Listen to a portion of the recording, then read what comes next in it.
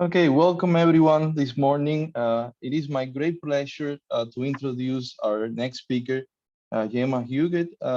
Gemma is an associate professor in the Department of Mathematics at the University Politècnica de Catalunya. Gemma is an expert in computational neuroscience and nonlinear dynamics, and will speak today about the oscillatory dynamics in mathematical models of neuroscience. And without further ado, please, Gemma, whenever you are ready, you may begin. Thank you very much, Jorge, for the introduction. And thank you very much for inviting me in this seminar series. So it's a pleasure to speak here. So what I want to talk you is just a taste of some problems arising in computational neuroscience related to oscillations. And so in computational neuroscience, and in particular in neuroscience, the object of study is the brain. And the brain consists of 10 to the power 12 neurons. And you can see that it's a large amount of neurons. And each of these neurons is connected on average to around 1,000 other neurons, which these connections are called synapses. And you can see the complexity of this organ. And the goal is to try to understand how this organ performs computations and how these are related to behavior. So as you can see, this is a very complex system. And then when we have to study it, or we want to study it, we focus on different aspects, or we focus on studies at different organization levels or scales. So for instance, we can study the whole organ, and this is possibly what the psychology does, or we can focus on particular regions of the brain, large regions of the brain, and see how in a particular task they connect and they process information for performing that particular task. Or we can go farther inside and just focus on what it's called neural circuits, which consist of a few thousands of neurons, or maybe 100,000 neurons connected in a particular way, and study the behavior arising from these networks. And or we can go a little bit farther inside and just focus on the individual cells, which are the neurons, and see how is the activity of individual neurons, or even like at the subcellular level. So my research, and also today's talk, is going to focus on these two levels, at the cellular and particularly at the circuit level. Okay, and the circuit level is interesting because it is thought that the activity of the hundreds of thousands of neurons possibly is the smallest unit whose activity is correlated to behavior. So for those of you who are not familiar with the field of neuroscience, saying that what we are interested, the magnitude that we're interested to measure is the voltage of the neuron. And this is, for instance, a voltage trace of a single neuron. And you can see that in the voltage trace, there appear these spikes that are called action potentials, and that indicate that the neuron is active. However, in those periods of time in which the voltage stays around the resting state, we say that the neuron is silent. But these neurons are not isolated; they are in a network, and they have connections with other neurons. These connections are called synapses, and they can be excitatory or inhibitory.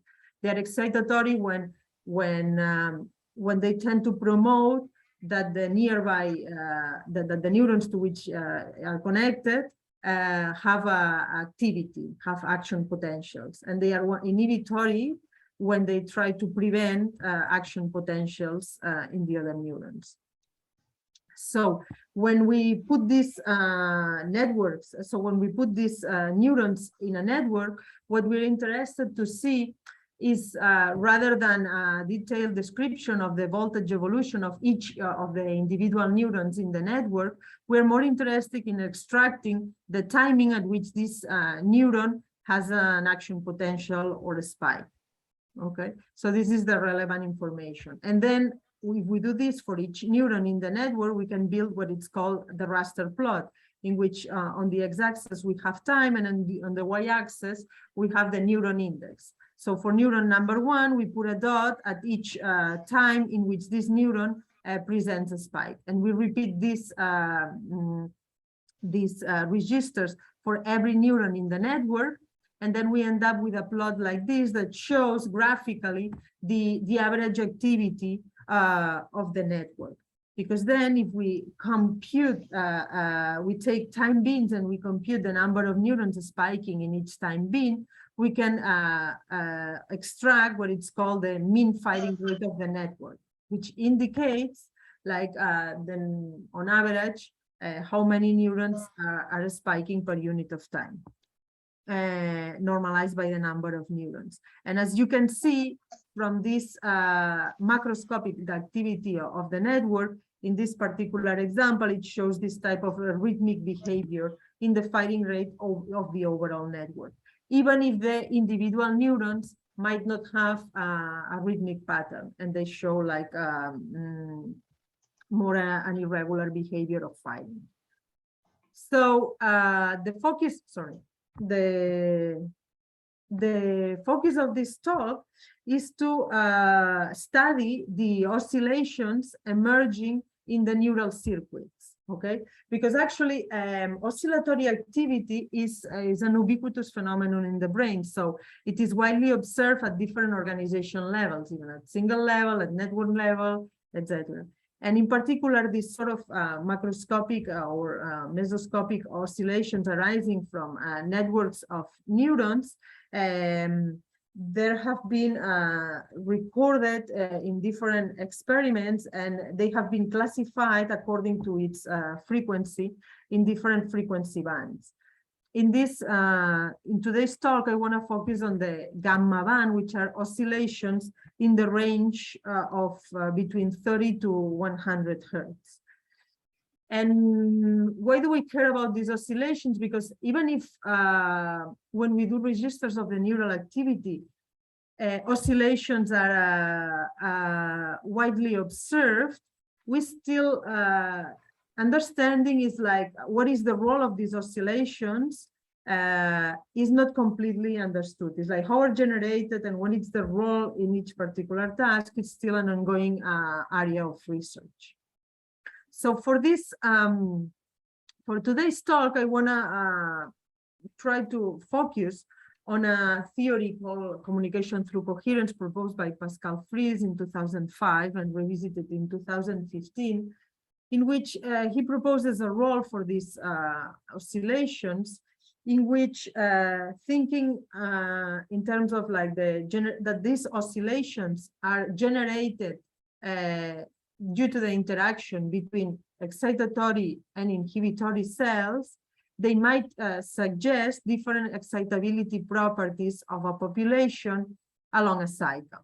What do we mean by that? Is that if we consider a network consisting of a group of excitatory cells and inhibitory cells, and we let these excitatory cells activate, they at its turn activate the inhibitory ones, which they send back inhibition to the excitatory ones, pushing the activity of the excitatory ones down. And once the inhibition has been washed out, this allows the excitatory cells to activate again. And this generates a cycle, of a rhythmic pattern of activity.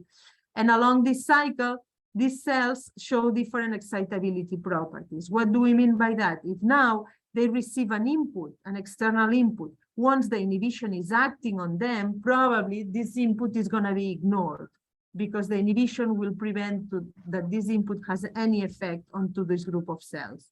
However, if this external input is received at another phase of the cycle, when the inhibition has been washed out, probably this group of cells are more receptive to this external input, and they're going to respond with an increase in their firing rate activity. So based on that, the mechanism of communication through coherence says that if we consider that these oscillations may serve as regulators of the information flow. What do we mean by that? What do we mean by that? So consider this example of neurons in the visual cortex, and suppose that we are given a task of focusing on a particular feature of an image. In this case, imagine that we need to focus on the apple.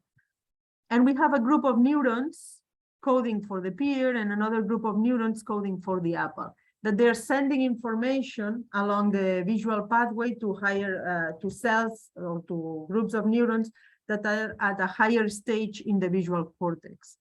So if we need to pay attention to the apple, what we want is that the inputs coming from this group of cells produce a response in this group of cells that are at a higher stage in the visual cortex. However, for this other group of cells coding for a different feature, we want that this input, when it reaches this target population, is ignored. Okay, so and the theory of communication through coherence proposes that this can be done with oscillations, because if this is sending an oscillatory input and the inputs are arrive when this is at its maximum phase of it's mostly excitable, it's going to produce, the inputs are going to produce a response in the target network. However, if this is also sending an oscillatory input, but it's phase locked in such a way that the inputs are received by the target network once the inhibition is active, probably they're going to ignore this input and do not produce any response in the target cells. So to study this mathematically, we consider the following model. So we consider a population, a neuronal population consisting of excitatory cells and inhibitory cells. And inside the excitatory population, we consider a large group of neurons. Let's call it NE. And for the inhibitory cells, we consider NI inhibitory cells.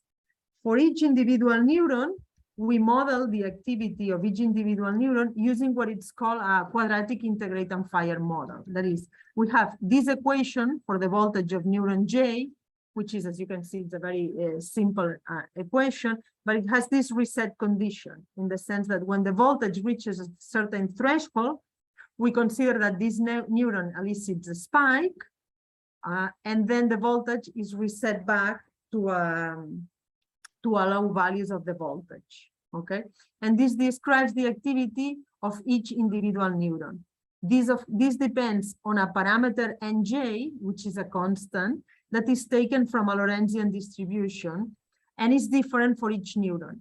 This is chosen so that the network is heterogeneous in the sense that not all the neurons in the network behave in the same way. They have the same excitability properties. In order to make them different and introduce heterogeneity, we choose different values of this parameter. And then we have this this term here, which is the external or the input to the neuron. And what is the input to the neuron? So for the excitatory cells, the cells in the excitatory population, they receive an excitatory input from other cells in the excitatory population, and they receive inhibition from the inhibitory cells in the inhibitory population. In addition, they might receive another input coming from other areas of the brain that we call external input. And similarly for the inhibitory ones, they're going to receive inhibition from other inhibitory neurons and excitation from the group of excitatory cells. This system, so you end up with a large with a system of n differential equations, okay, where n is the number of neurons. And then you can simulate this, but in the end, you need to rely on numerical computation. So let me show you, let me go 2 slides ahead. So this is like the simulations of what of the individual neurons are doing, just recording the spike times of each individual neuron. And then here where we are showing is the average activity of the inhibitory neurons and of the excitatory neurons. Okay, this is the firing rate of the population. But to study this, we need to rely, as I said, on large numerical simulations. But we do have, in order, since what we care about is like the mean firing rate activity of the network, we can derive mean field models, okay, that describe that the mean field, the activity or the activity of the network represented by macroscopic variables, which are the mean firing rate represented by the variable R, so the mean firing rate for the excitatory ones, and the mean firing rate for the inhibitory ones.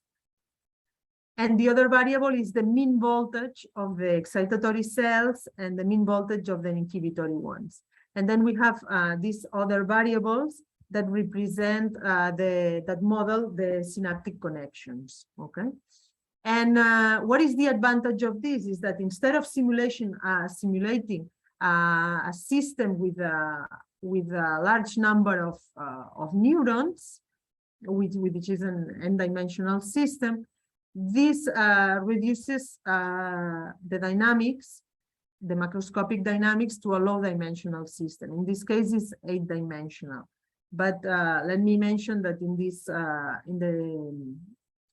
in the study that I'm going to present to you today, we're going to assuming that there is no recurrent excitation and no recurrent inhibition, and this might be reduced to a 6-dimensional model. Let me also mention that the derivation of this mean field model was due to the Montbriot, Pathot, and Roxin in 2015, and this other version is based on a more recent paper in 2019. And for the conditions given in the previous slide, they proved in these papers that this mean field model is exact, that is, in the thermodynamic limit. This means that when the number of neuron n tends to infinite, this describes exactly the evolution of the mean firing rate of the network and the mean voltage of the network. Okay. And actually here you have in this plot that I showed you before, actually the blue curve corresponds to the simulations of the mean field model, as well as the red one. They correspond to simulations of the mean field model, of the 8-dimensional model. And in black, you can see that this curve overlaps with another curve in black, which is the average activity computed from the simulation of the full model. Okay, and you can see that there is a perfect agreement between both curves, indicating that this mean field model describes very well the average activity of the full model. Then what we do is that this is going to describe the activity, the oscillatory. We want this to describe the oscillatory activity of our target population. Okay, so we do a bifurcation study in terms of the excitatory and inhibitory external currents in order to identify the region in the parameter space in which this system shows oscillatory behavior. And in particular, we can analyze also the frequency of these oscillations, and we pick the values for which these oscillations are in the gamma range, which is in this study, we picked oscillations around like between 30 and 40 hertz. Okay. So this is going to be our target network that has this oscillatory behavior. And now we want to apply an external input to this target network and see if this external input manages to produce, this external oscillatory input manages to produce an effect onto the target network in terms of the firing rate. To do that, to do this analysis, we are going to study the phase dynamics. So how do we study this? So we have a system that has a periodic orbit. Okay, this is our, so it has a limit cycle, which is an isolated periodic orbit. And then we can parameterize this periodic orbit by the phase variable. But this periodic orbit is a hyperbolic attracting periodic orbit, so it attracts trajectories nearby. And therefore, we can extend the definition of the phase in a neighborhood of the periodic orbit. How? Basically, those points in the basin of attraction of the periodic orbit, such that the orbit of this point approaches the orbit of a base point on the limit cycle as time goes to infinite, we're going to say that they have the same phase as the base point on the limit cycle. And for those of you who are experts, all those points that have the same asymptotic phase are called isochrons, and they correspond to the leaves of the stable manifold. Okay. Then, having this definition of the phase, having the phase defined also in a neighborhood of the limit cycle, allows us to describe like what it's called the phase response curve. Basically, the phase response curve measures the phase variation due to a given perturbation at a particular phase of the cycle. Okay, so suppose that you have a system that has an oscillator that has a limit cycle, and then at a certain phase of this cycle, like for instance here, you apply a perturbation, which is short in time. Okay, this perturbation displaces the trajectory away from the limit cycle. And once this perturbation has been removed, then the trajectory now lies on another isochron, okay? Lies on an isochron which corresponds to a different phase. So it means that it's going to approach, it's going to relax back to the oscillator, but now with a different phase. This phase difference is registered in the phase response curve. When this is positive, it means that the perturbation has produced a phase advancement. So, and when it is negative, it has produced a delay, a phase delay. Okay, and another interesting thing is that this phase response curve can be computed analytically when we assume that the perturbation is infinitesimal by just computing the gradient of the phase function that I described before. And this is an example, and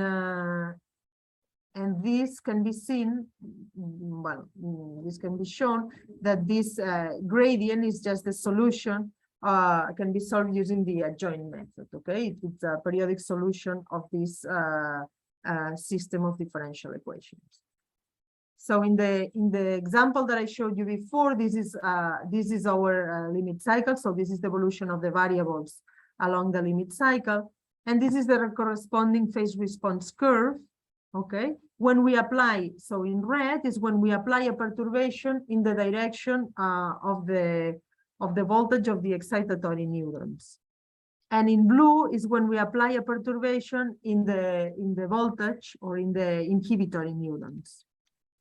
Okay, and in purple we have the sum of both. As you can see, when we apply a perturbation in the direction of the excitatory neurons, this PRC is mainly positive. So the phase, a perturbation, what it does, it mainly advances the phase. So I'm already saying that this means that this oscillator, due to an external perturbation, in general, it tends to advance the phase. So then it's going to be easy to synchronize this oscillator with inputs that are faster than it. Because we can speed it up with the perturbations. So what is the advantage of having this PRC, or why do we want this PRC? Is because then we can reduce or study the dynamics of the perturbed oscillator in terms of the phase. So if we assume that this perturbation is weak, in the sense that when we apply this perturbation, the trajectory is displaced away from the limit cycle, but not very far away, we can assume that the dynamics can be reduced to close to the original oscillator, And then we can describe the evolution of the phase according to this equation, an equation for the phase, which is a one-dimensional equation, which has this expression. Essentially, it involves the perturbation that we apply, okay? And it involves here the PRC, okay? And then V is a vector that indicates in which direction you're applying the perturbation, because in some cases it is quite common that we only apply the perturbation in the direction of one of the variables. For instance, in neuroscience, or in the example that I shown you before, we are going to apply only this perturbation in the direction of the voltage of the excitatory and the inhibitory cells. So we can study just the evolution of the phase using this one-dimensional equation. And since we are going to put an external perturbation that is periodic, we can study the dynamics by means of the stroboscopic map, which is look at the values of the phase at multiples of the period of the T, capital T, of the external perturbation. So basically, we want to see at which phase we encounter the oscillator at multiples of the period of the external perturbation, okay? This is the stroboscopic map. Because then, oops, sorry. From there, we can extract the phase log states. So for instance, fixed points of the stroboscopic map correspond to one-to-one phase, to situations of one-to-one phase locking with the external input. This means that the forced oscillator and the external input, they go at the same period, okay? So the external input manages to force the oscillator to go at the same period as itself, okay? And also, for instance, Q periodic orbits of this map correspond to PQ phase lock states, okay?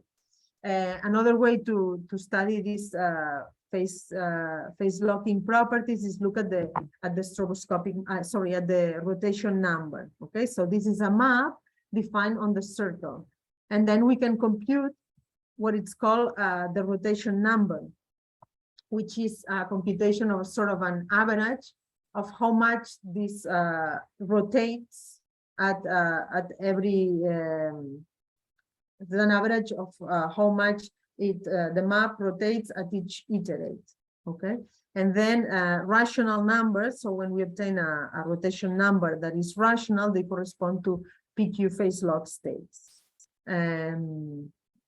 So for this, using this technique of reducing to this one-dimensional map, we can identify the regions where we have phase locking with the external input. And what is the external input that we are going to apply?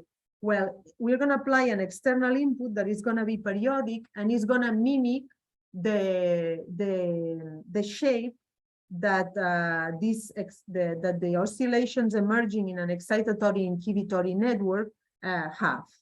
Okay, so the oscillations that that I showed you here of this excitatory and inhibitory network have, this is the evolution in time of the variables, and you can see that they have this shape here shown in red for the excitatory cells and in blue for the inhibitory ones.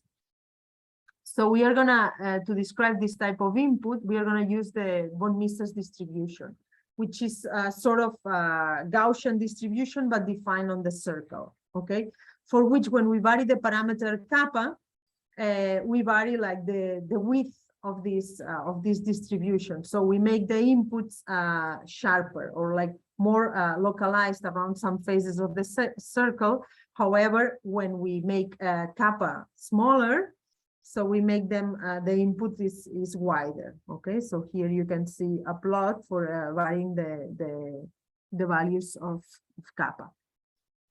And so this is the input that we are going to put.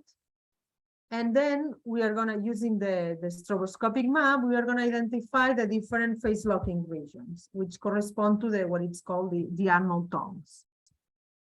So on the x-axis, we vary the frequency of the input, and here it is plotted in terms of the relationship between the periods of the forcer of the external input, which is capital T, and the period or the intrinsic frequency of the oscillator, which is T star. Okay. And when it's 1, it means that the period of the external input is the same as the intrinsic period it's the same as the period of the intrinsic oscillation. And then we vary the strength of the external input, the amplitude. And you can see that we encounter these regions, that are called Arnold tongues, and the different borders correspond to different values of the parameter kappa. So when kappa is small, which correspond to the narrow Arnold tongue, and when we make kappa larger, what we have is that this Arnold tongue becomes wider. And in the limit, which is kappa equal to infinite, it's like if the input is pulsatile, is the region defined by the gray area. Okay, so what you can see is that if we make the inputs more sharper, we enlarge the region in which we encounter one-to-one phase locking, and similarly happen for other phase locking regions. Okay, but for the moment, I'm going to focus on this one. So this means that for certain frequencies of the external input and strong enough amplitude, the external input manages to make the first oscillator go at the same frequency as the external input. And now we wonder if they manage to go one-to-one, is going to be communication in the sense that the external input is going to produce a change in the firing rate activity of the target network. And to measure this, we use these two measures that let me show here in this other slide. So we, inside the Arnold tongue, inside the one-to-one Arnold tongue, we consider a fixed amplitude, and we vary the external frequency, okay, the frequency of the external input. And then we look at the type of periodic solution that emerges, okay? And then we measure the phase relationship between the external input, which is in green, and the activation of the inhibition, okay? And this is measured by this factor delta tau. Because why do we care about this factor? Is because in the communication through coherence theory, it was claimed that if the external input, when it arrives to the target network, the inhibition is active, it's not going to produce any effect. However, if the external input arrives when the inhibition is suppressed or is low, then it's going to have an effect onto the activity of the excitatory population. And then we measure this factor delta tau, and also we measure the increase in the firing rate activity of the excitatory cells. In particular, you can see, for instance, when we choose a value of the frequency of the input that is close to the natural frequency of the oscillator, of the target oscillator, okay, which corresponds to the green dot, what we have is that the delta tau is very small. So the external input almost steps onto the inhibition. And therefore, the changes in the firing rate activity of the excitatory cells are small. So there is only a slight increase in the activity of the excitatory cells. And as we move closer to this border, this becomes even smaller. However, if the external input has a frequency that is higher than the natural frequency of the oscillator, okay, so in this regime here, okay, you can see that now delta tau is larger. So it means that the external input arrives well ahead the activation of the inhibition. And then the response of the excitatory cells is higher, okay? So the firing rate activity increases. So it is the blue circle that you have here. So what we observe is that inside the one-to-one phase locking region, for those frequencies that are on the left-hand side, so the input frequency is higher than the natural frequency of the first oscillator, delta tau is large, Okay, and there is and delta alpha, which measures the increase in the firing rate activity, is also well above 1. However, when the input frequency is similar to the frequency of the oscillator, of the forced oscillator, then delta tau is close to 0, and then in the changes in the firing rate activity of the excitatory cells are not noticeable. So basically, the target network is ignoring this input, is not responding to this input. Okay. So, but what happens now is that this is what we observe is like when we put just one external input, one periodic external input. But what happens if we put a second one, okay, which is also periodic and maybe it has a different frequency than the other one. So the mathematical setting we consider, we still have our network, excitatory inhibitory network that has oscillatory behavior when isolated. We put an external input, which is periodic, that's the primary input that manages to entrain this network at its own rhythm. But then we add a distractor, a second input that is periodic, and maybe it has a different period, okay? So for instance, here you have examples of like the of different expressions for different traces of the secondary input, or what we call the distractor. Okay, and then we want to see if the distractor destroys this one-to-one phase locking, and up to which extent.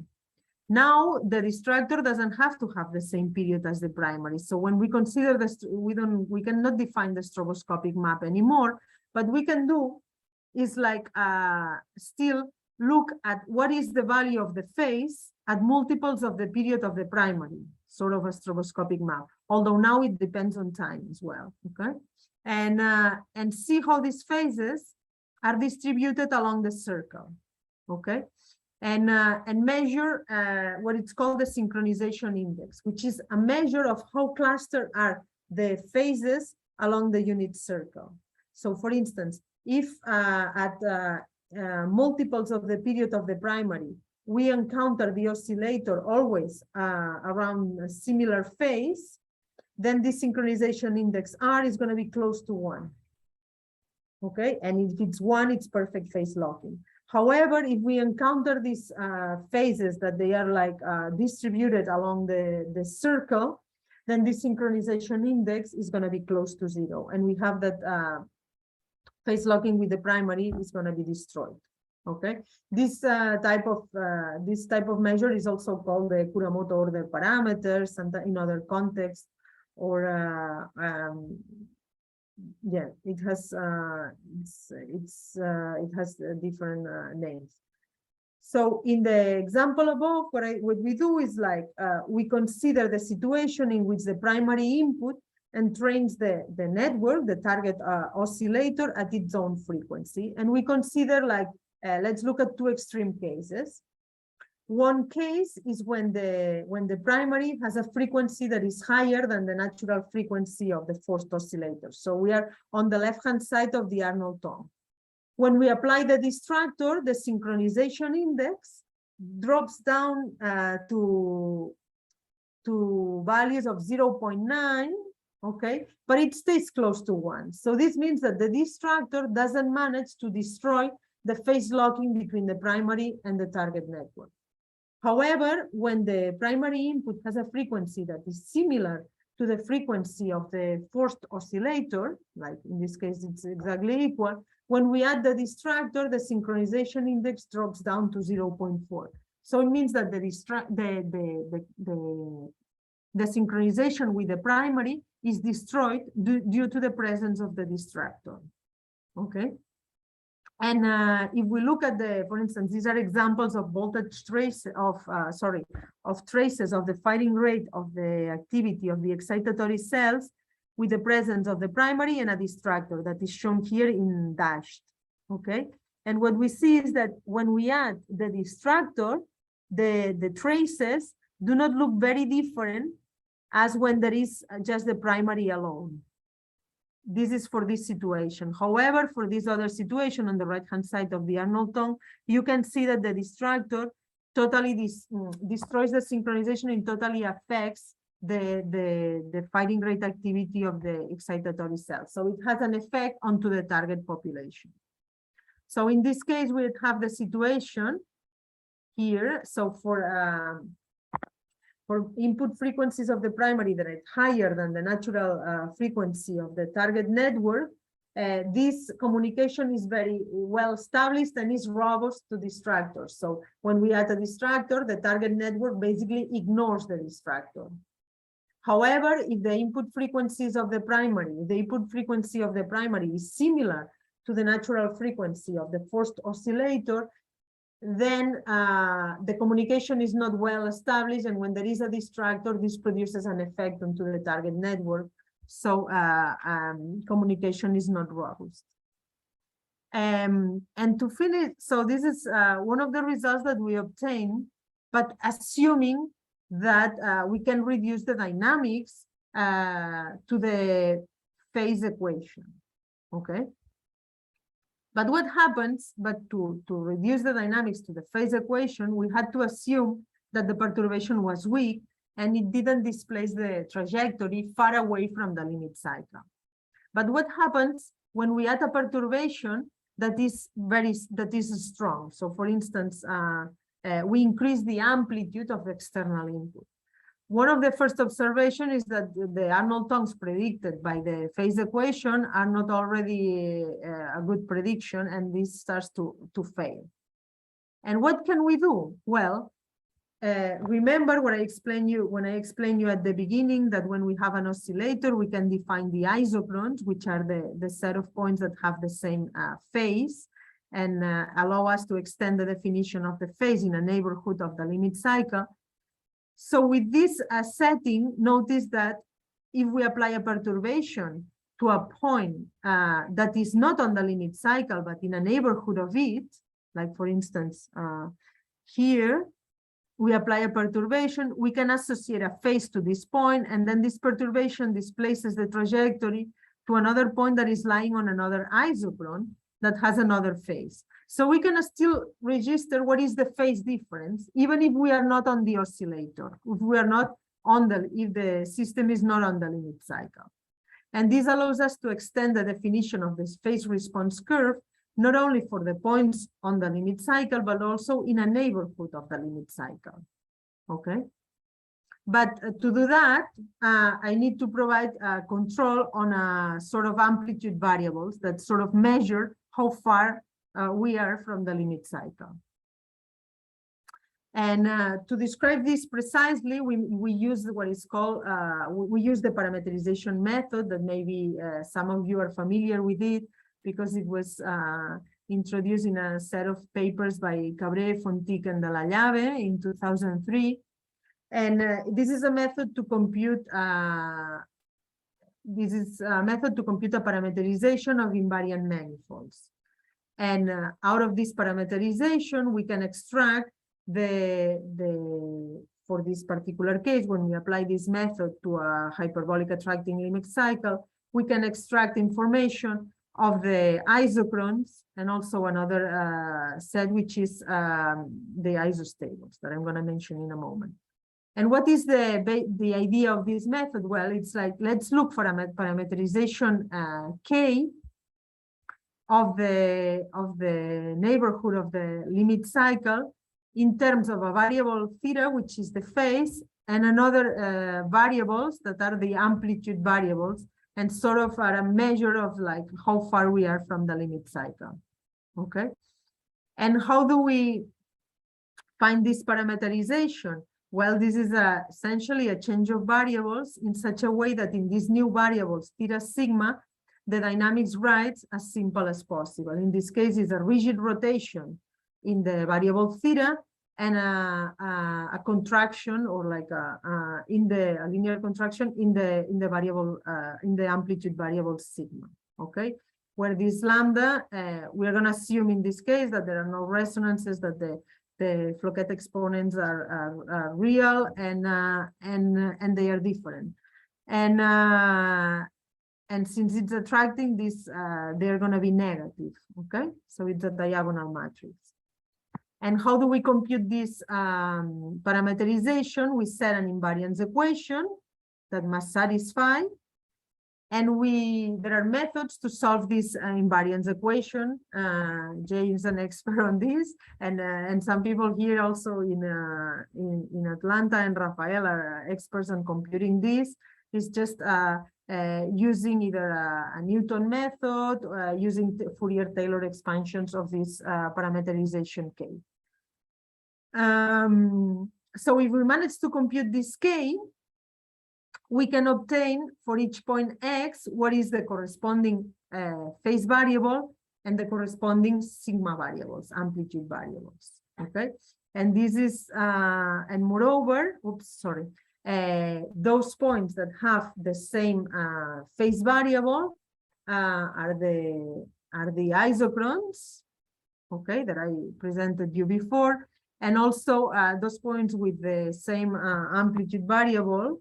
Sometimes in the neuroscience literature are called the isostables, and there is one in particular that is the slow manifold, which corresponds to setting the amplitude variable corresponding to the fast direction equal to 0, and then what it remains only is the slowest the slow manifold.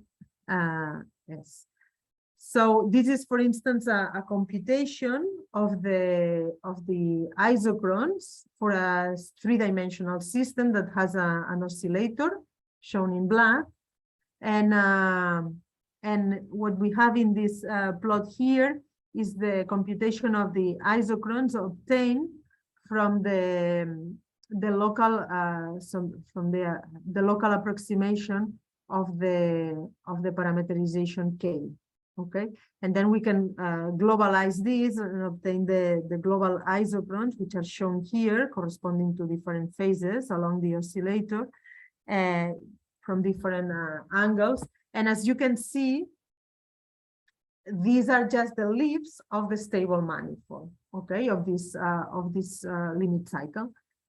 And this corresponds to the slow manifold. It means that the trajectories, when they are displaced away from the oscillator, they relax back to this oscillator, but they approach the oscillator along the stable manifold, which corresponds to setting the amplitude variable associated to the fast direction equal to 0. Because in the fast direction, we rapidly contract, and then we relax back to the oscillator along the slow manifold. So from this, okay, from this parameterization K, we can obtain the changes in phase when we apply a perturbation at different points that don't necessarily are on the limit cycle. They can be in a neighborhood of it, okay?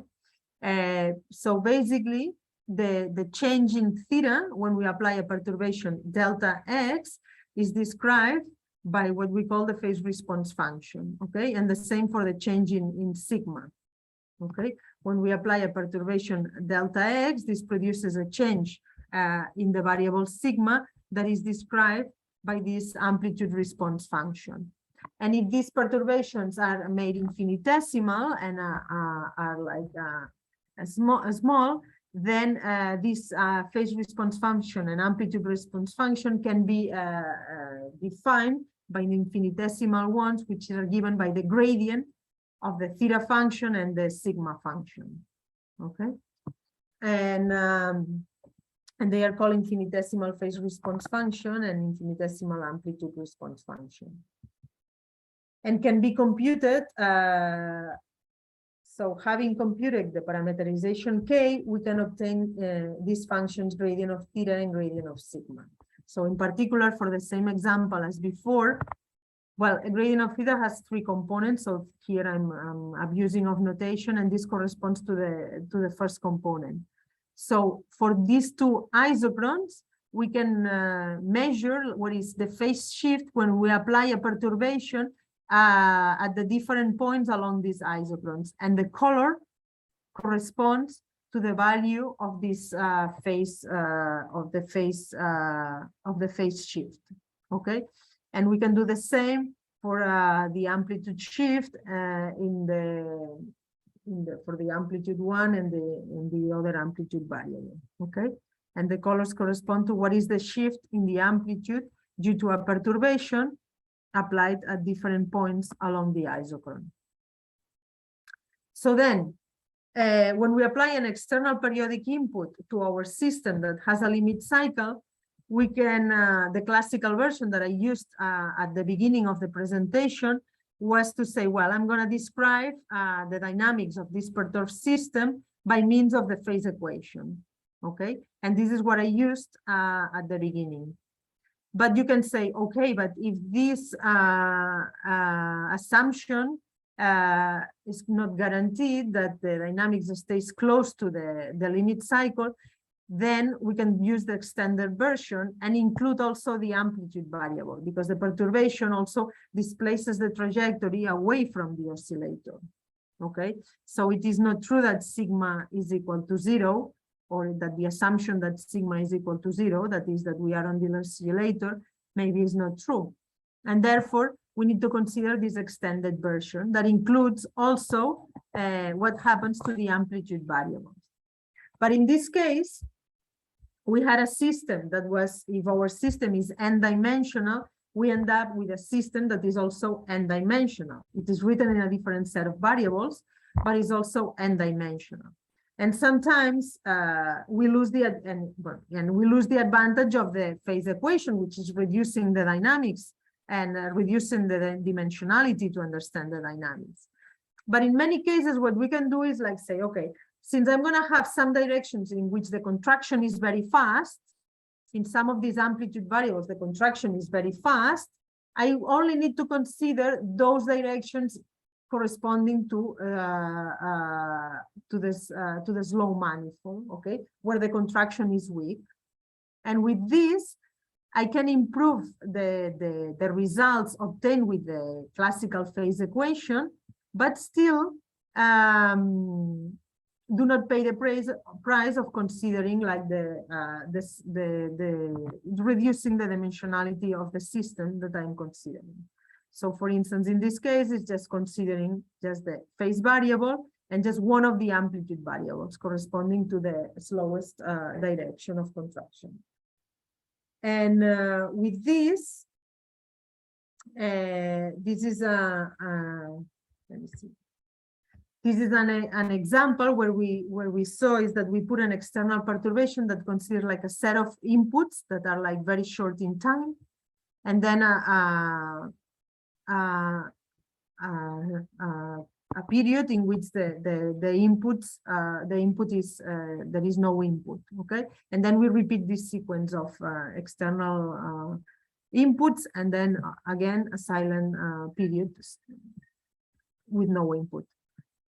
And what we can see is that in these systems, using the phase reduction or the slow manifold reduction or the full system, we can get that the predictions obtained with the slow manifold in terms of like what's going to happen to the phase better fit the actual behavior than when just using the phase reduction. But we can see that essentially the trajectories do not relax back to the limit cycle, but they do relax back to the slow manifold when during this silent periods.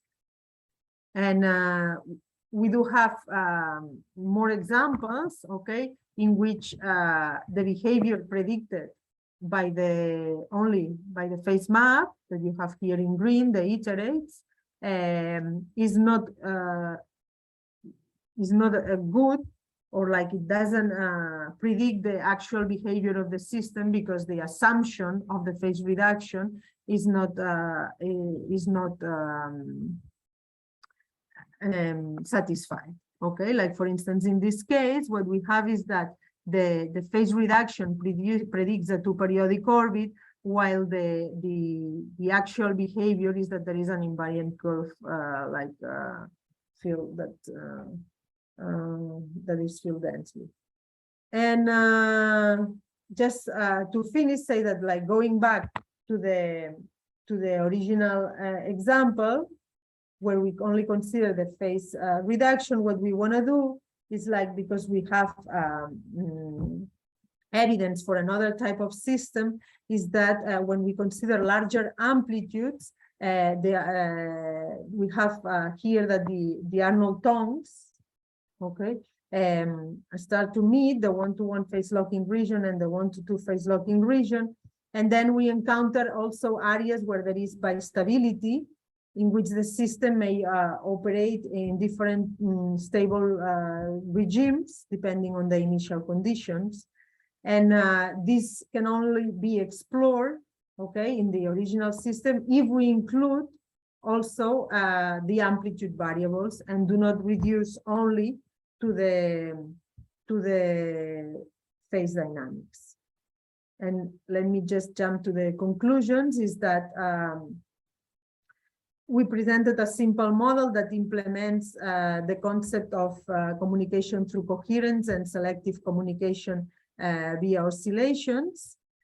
That these reduced but biophysically based models can help to elucidate the mechanisms underlying the dynamics of neural systems. But this phase reduction must be assumed cautiously, because what happens for large amplitudes, we need to consider also other variables. And finally, I want to stress that to compute this parameterization K that I presented before, one needs to make use of powerful computational tools, and this relates to the topics of this seminar series, is that the computations, particularly when the dimensions of the system increase, they become more computationally expensive, and parallelization might be really helpful.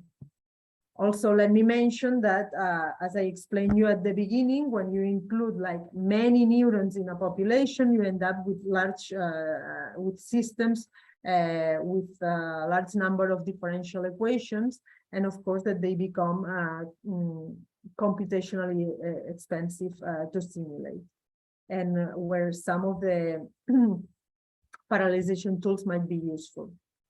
And let me also finish with acknowledging the people who have contributed to these results. So Alberto Pérez Cervera and David Reiné, who did most of the computations, and also my collaborators, Tony Villamon and Tere Seara and Rafael de la Llave, and the funding agencies. Thank you very much for your attention, and I'm open for questions. Thank you very much, Jenna. Let's thank the speaker. And we have a few minutes for questions.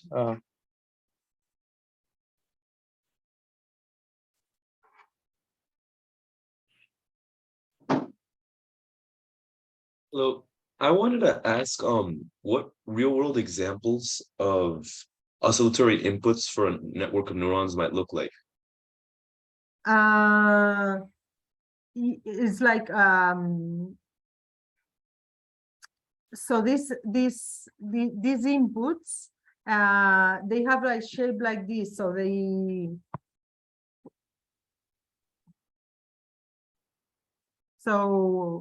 like what form they would take, like what do those inputs mirror in the real world? You mean the shape, or how is it biologically? Yeah, more biologically. Yes. Well, the idea is that when two neurons communicate, it's like because one of the neurons has activity, and these changes in the voltage membrane, they produce the release of neurotransmitters in the space between neurons. And these neurotransmitters, they link to some receptors in the receiving neuron that cause the opening of channels, some channels in the membrane of the receiver. And this produces currents.